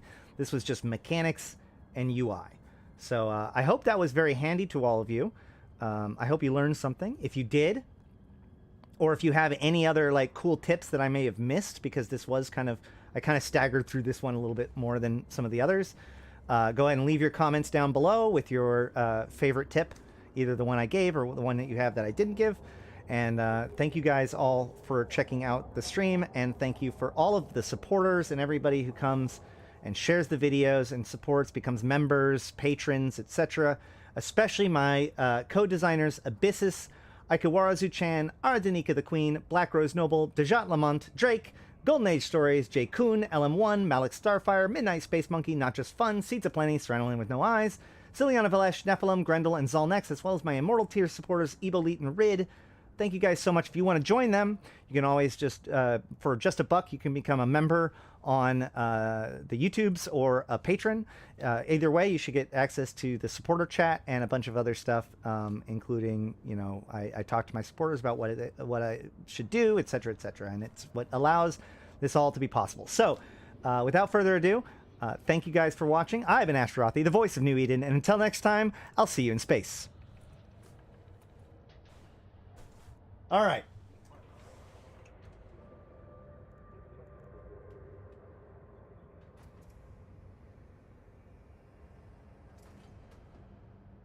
We're not gone. We're not leaving. We're not leaving. I am doing an ad, though.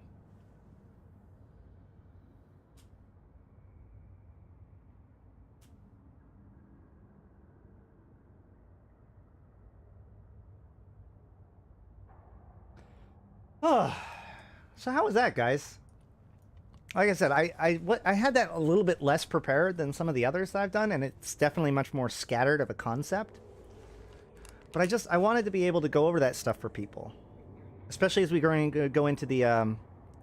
Yes, please hit the like buttons, like, comment, and subscribe, all that stuff. It really, really, really, really, really, really helps.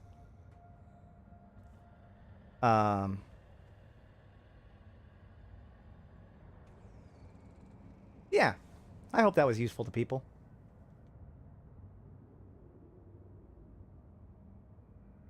Let's see. Is there anything else to cover today, or should we wrap things up? Excellent. Learned some things even that I'm really glad to get the feedback from the longer term players there, because I here's the thing.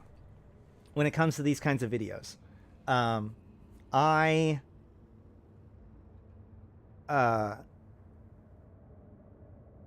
too often, those of us who know how to play don't realize how little newer players know, right? Like, so I have to teach. I'm trying to err on the side of like teaching from like bare bone rocks, like bedrock foundational stuff, and work my way up. But my concern is always that will become very boring for newer players or for experienced players. So that's why I try to mix in all of these different anecdotes and tips and stuff. So I'm glad that works out for people.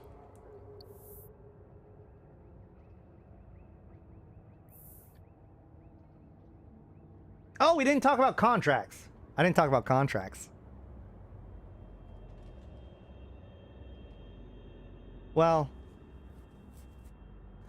maybe we'll do a contract one tomorrow, because not tomorrow, next week, because contracts are a different world. I will say, just for the people that are here, the market is for only fungible items, and the contracts are for non-fungible items. In other words, if things are packaged and are interchangeable with others of its type, then you can sell it on the market.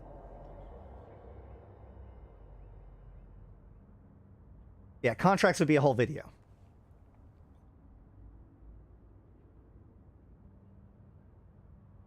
I'm not, so here's the thing. I'm the kind of kid, or I was the kind of kid that like, and I still am today, I'll watch videos about things I already know, right?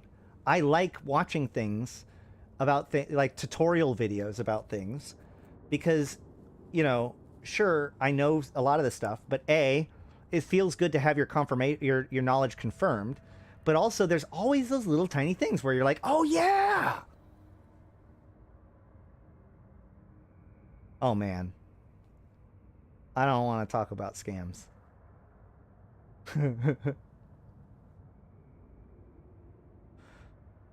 All right, well, look, guys.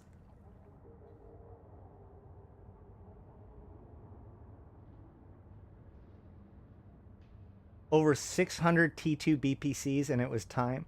Ooh. Yeah. That's the funny thing. Like, somebody the other day was like, oh my god, how do you have over 1,000 items? And I'm like, it's really fucking easy when you have BPCs. It happens faster than you realize.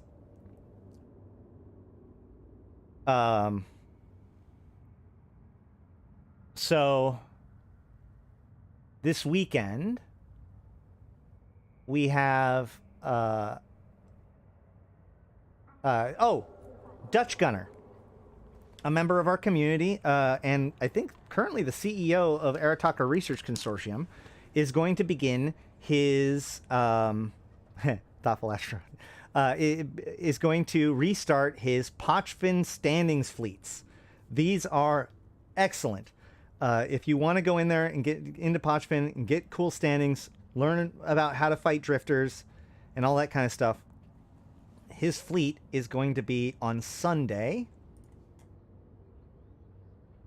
at a time that I'm not going to broadcast on to everyone, but you can just join the Discord over at the COE, and it should have information there about how to get involved. And I strongly recommend, the more people that we have, the thing about standings is that everybody gets the standings. So if we have 100 people show up, we just go in there and swamp the Pochvin. And the nice thing about getting the standings is that then once you get your standings fixed, you no longer get attacked by Triglavians or Edencom, which especially in the faction warfare will allow you to move between systems. There are systems that are faction that are Trig and Edencom. A lot of people don't fix their standings, so if you do, then you can move within those systems freely, which is kind of nice. And if you get your standings to above 3.0, then those forces will actually defend you, which is super nice. So yeah, make sure to check out Dutch Gunner and his fleet on Sunday. In addition to that, I think we have a defensive timer. If you want more information, reach out to me.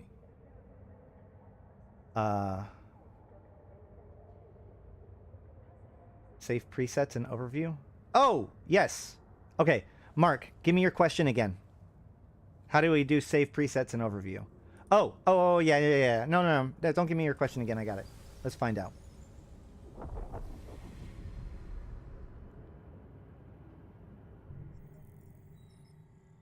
Okay. So I'm going to take the loot tab. No, I'm going to take the... We're going to say PvE tab. No. Yeah, whatever. Mining tab. That's fine. I'm going to take the mining tab and I'm going to move it to a new window. Right? Now, I'm going to turn off light mode. Because light mode's garbage. So now I'm going to right-click and add mining tab. Now I have HQ. So the question is, how do I change this save? Because it says default mining not saved. So I can right-click on it.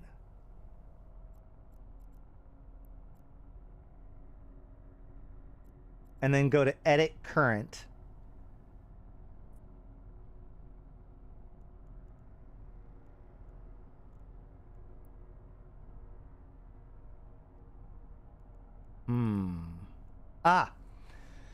So you would go to overview settings in the filter section. You could now... No. Yeah, you can hit save there. Is there a quicker way to do it?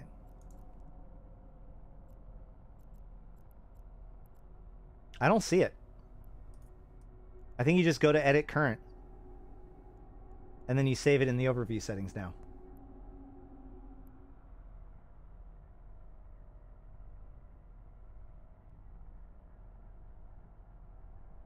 Playing 6 weeks, 300 hours in. I have over 890 items in my home station because I'm not selling stuff. I'll just... Are you me? I'll just hodl because I might need it someday. But I did not know about the 1,000 item limit. Yeah, like I said, you can always just get a can and throw it in there.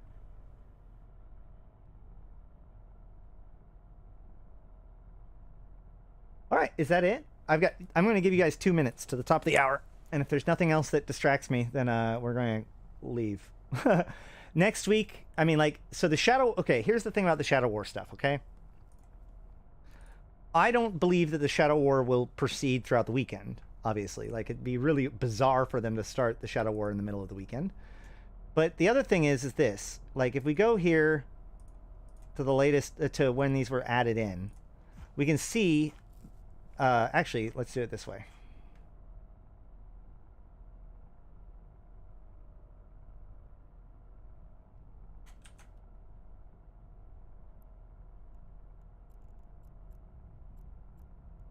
Utilities, notepad. Okay, so we can see here, I can go Angel Vigil. That's clearly not a Vigil. You can't see it. Oops, I made Eve disappear instead. So this is clearly not a Vigil.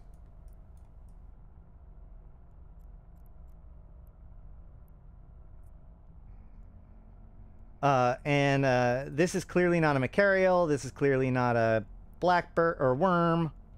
This is not a Draugr.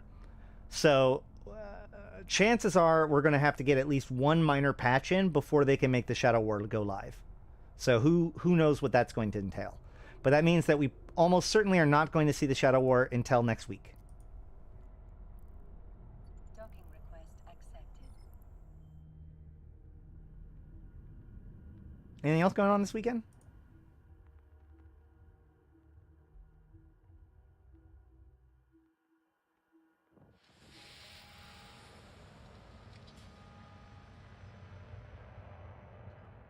All right. Hoarder's Eve Edition. All right, guys. Oh, wait. There's also one other thing. Let me actually check to see if it's still going on.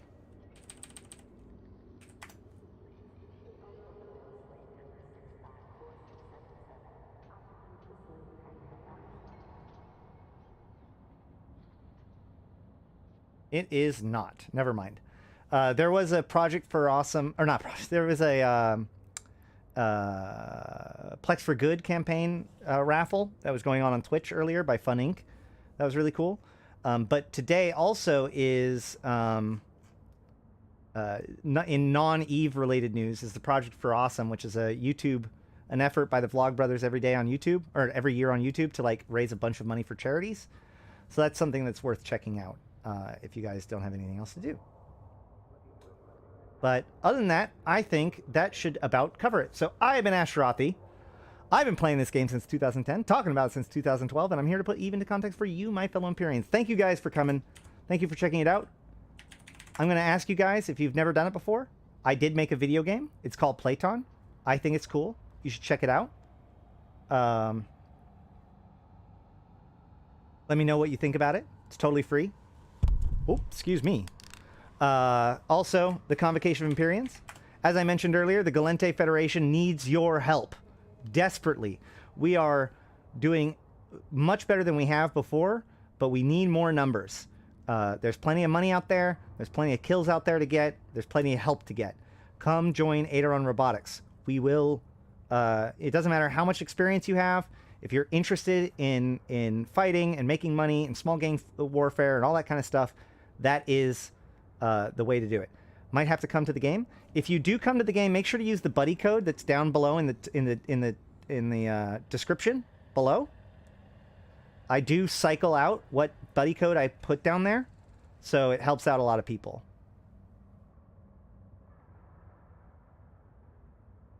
But yeah,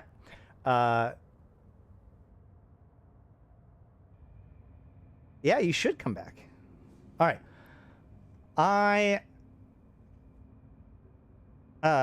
Where is the best place to go in Gallente space? Say to move to. We operate out of Pemene. But like, I mean, the whole area of like Dodixie, Valor, Pemene. Valor is always kind of sketchy, but I mean, there's a lot of good space in Gallente space. I prefer Gallente space. It's a lot safer than Caldari space, that's for sure. And you should buy in Dodixie. If you want something in Dodixie and you can't find it, let me know. You can just you can tell me it directly. DM me on Discord, email me, whatever, and then we will look into making sure that gets stocked. Because Dodixie should be your trade hub for all needs in Gallente space. All right. I think that about wraps it up. I've already said all my thank yous. I've said all the other stuff. My special shout out today. I had somebody.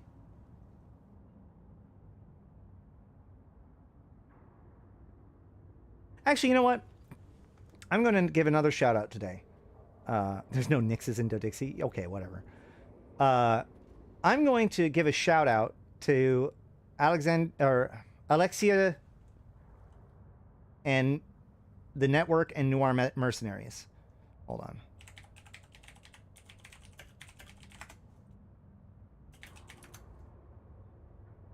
So this is the Declarations of War podcast. It's by a guy named Alexiev Card. He's a super cool dude. He's incredibly smart and incredibly experienced FC. He's got some really good interviews, really good discussions, and he's now a fleet commander for the Gallente Federation. So you should check out his stuff, and you should come fly in his fleets. But without further ado, I'm an Ashrothi, the voice of New Eden. And until next time, I'll see you in space.